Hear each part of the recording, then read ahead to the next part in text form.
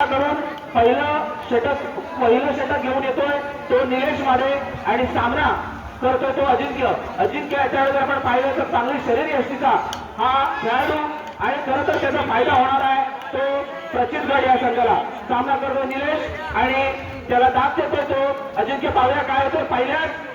षटकातील पहिला चेंडू या ठिकाणी पाहायला मिळाला आणि खरं तर थोडासा स्लो गेंदबाजी निलेश करून कारण त्याला माहिती आहे जर आपण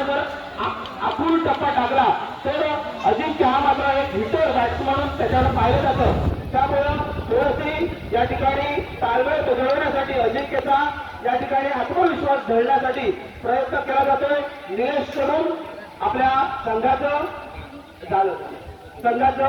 पहिलं आणि वैयक्तिक पहिलं षटक घेऊन येतो तो निलेश सामना करतो तो अजिंक्य भाऊया दुसऱ्या चेंडूला कशा पद्धतीने या ठिकाणी त्याला आवाज येतो तो आणि खरं तर एक चांगला खेळाडू अजिंक्य मात्र अजिंक्यला अजून आपल्याला त्याला सूर काय गवसलेलं नाही या ठिकाणी आमच्या गावचे माजी सरपंच दत्तारामजी गोमाणे या पायऱ्यांमध्ये उपस्थित आहेत त्यांचं सुद्धा गावाच्या वतीने आम्ही शब्दसुखाने आभार व्यक्त करतो खरं तर असे नामवंत आणि प्रतिष्ठित व्यक्ती या गावाला लाभले आणि आमच्या गावाचं भाग्य समजतो ते सुद्धा चांगले समालोचन करताना आम्हाला काल पाहायला मिळाले या ठिकाणी त्यांना मी त्याचं मनोगत घेण्यासाठी या ठिकाणी खरं तर सुचय तुमचा मुलगा या ठिकाणी एक चांगला खेळाडू चांगला माणूस म्हणून आणि त्याच्याकडे नेहमीच पाहत असतो आता मात्र या ठिकाणी सामना करताना त्याची जडणघडण करताना आपण कशा पद्धतीने आणि कोणाचा आदर्श डोळ्यासमोर ठेवला याबद्दल आपण आपलं मनोगत व्यक्त करा सुचयविषयी आपलं मनोगत व्यक्त करत आहेत आमच्या गावचे माजी सरपंच माजी उपसरपंच आदरणीय दत्तारामजी गोमाणे साहेब धन्यवाद उदयजी हिरेगुरुजी बघा प्रत्येक वडिलांना मुलगा हा अत्यंत प्रिय असतो आणि अभिमान असतो मुलाविषयी मला तर माझ्या मुलाविषयी अत्यंत म्हणजे 100% नाही 110% अभिमान आणि तितकाच विश्वास सुद्धा आहे कारण त्याच्यावरती मी इतकं चांगल्या पद्धतीचे संस्कार केले त्याला मी पूर्वीच सांगितलं की सुधारणा करताना आपल्या वाडीचं आपल्या गावाचं आणि आजूबाजूच्या लोकांचं नाव लौकिक करायला पाहिजे कारण आपण आपल्यासाठी नाही जगायचं हा चांगला बॅट्समन आहे सामना करतो निलेश दोन्ही मित्र आहेत आणि आता मात्र या ठिकाणी निलेशने थोडस सुचय याच्यासाठी एक वेगळी योजना आखलेली आपल्याला पाहायला मिळते आणि थोडीशी बॅटिंग लाईन या ठिकाणी गवसताना सुचेला दिसताना आपल्याला पाहायला मिळत नाही कारण सुचेच्या बॅट्समधून आपण अनेक षटकार आणि चौकारांची आतषबाजी आपल्याला पाहायला मिळाली होती या ठिकाणी त्यांचे वडील या ठिकाणी मार्गदर्शन करण्यासाठी उपस्थित आहेत कारण त्यांनी मनोगत व्यक्त करताना सांगितलं की मुलांवरती चांगले संस्कार होणं गरजेचं आहे आणि जर मुलांच्या वरती संस्कार चांगले असतील आज आपल्याला जर पाहायला मिळाल आपल्याला आणि काही क्षणापूर्वी मी सांगितलं होतं की सुचेच्या माध्यमातून आपल्याला चांगले षटकार आणि चौकारांची आतषबाजी पाहायला मिळेल आणि त्यानंतरच पुढच्या गेममध्ये सुचेने चांगला षटकार लगावलेला आहे सुचय खरं तर अशीच प्रगती तुझी यथार्थ होत जाऊ दे आणि तिच्या अजून आपल्या गावातील गोलंदाजी अत्यंत सुंदर सुरेख पद्धतीने गोलंदाजी करतात त्यात तुम्ही सुद्धा आलात तुमची सुद्धा आज हॅट्रिक झाली कारण पहिल्यांदाच गावात ही हॅट्रिक करणारे तुम्ही असाल धन्यवाद साहेब खरं तर या ठिकाणी आपला सामना आपला संघ कशा पद्धतीनं विजयाच्या दिशेने घेऊन जाण्यासाठी अनमोल योगदान द्यायला पाहिजे ते या दोघांच्या माध्यमातून आपल्याला पाहायला मिळतंय सुचय आणि अजिंक्य त्यांचा या संघामधून दुसरं षटक आणि या संघातील वैयक्तिक आणि दुसरं षटक घेऊन येत आहेत आणि आपलं वैयक्तिक मधील पहिलं षटक पंकज गोमाणे खरं तर गोमाणेवाडी आणि क्रिकेट या हे दोन्ही अतूट नातं आहे आणि एक चांगलं समीकरण आहे जसं म्हणतात एका नाण्याच्या दोन बाजू तशाच पद्धतीनं आमच्या गावामध्ये क्रिकेट जर जिवंत पुढे ठेवला असेल गावामध्ये क्लब आणि या आणि आता मात्र अजिंक्यला बाद केलाय ते पंकजाने आणि गोमाणेवाडीतून हे चांगले पाहायला मिळत आहेत चिराग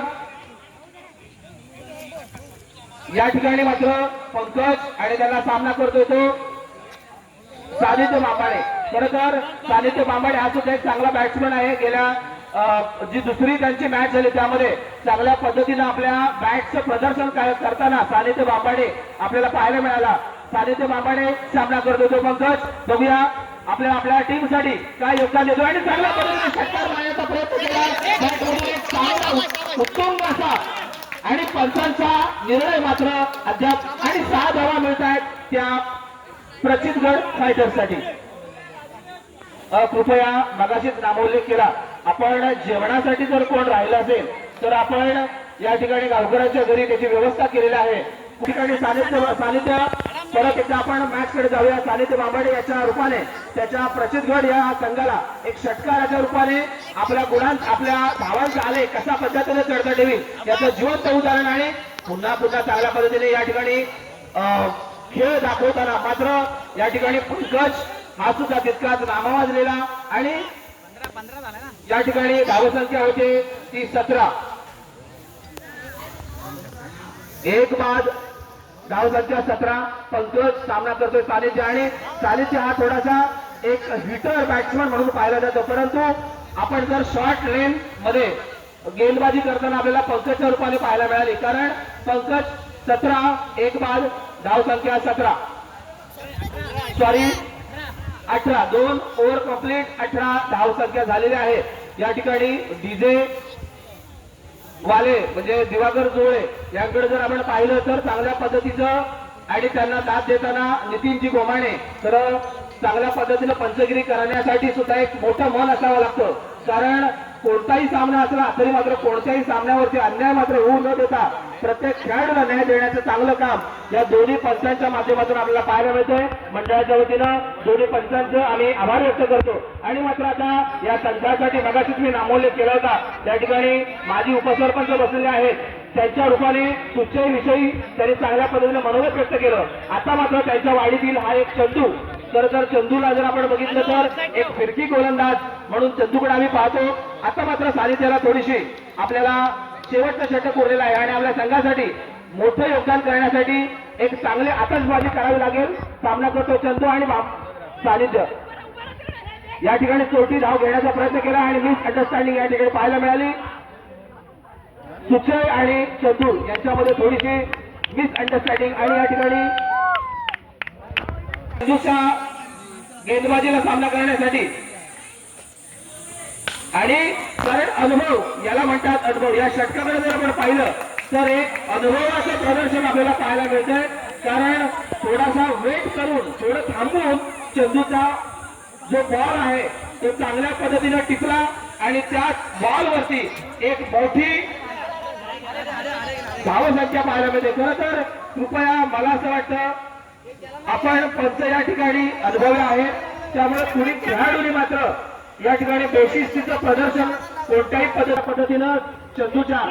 चंदूला अनुभवलेला होता, आजमावलेला होता आणि चांगला एक स्ट्राईक आणि चांगला एक उत्तुंग असा षटकार मारण्याच्या विचारात आपल्याला सुचय मिळाला. बघूया पुन्हा एकदा शेवटचा षटकार घेऊन आले चंदू, सामना करतो तो सुचय आणि दोन्ही अनुभवलेले आहेत. आणि इथं मात्र चंदूला तर चंदू हा तरी वयानं लहान असला तरी क्रिकेटमध्ये त्याला खूप सारा अनुभव आहे, कारण मुंबईसारख्या मायानगरीमध्ये चंदू हा चांगला नामवंत खेळाडू अनेक टीम मधून तो खेळत असतो. आणि धावसंख्या होते 1 बाद 21.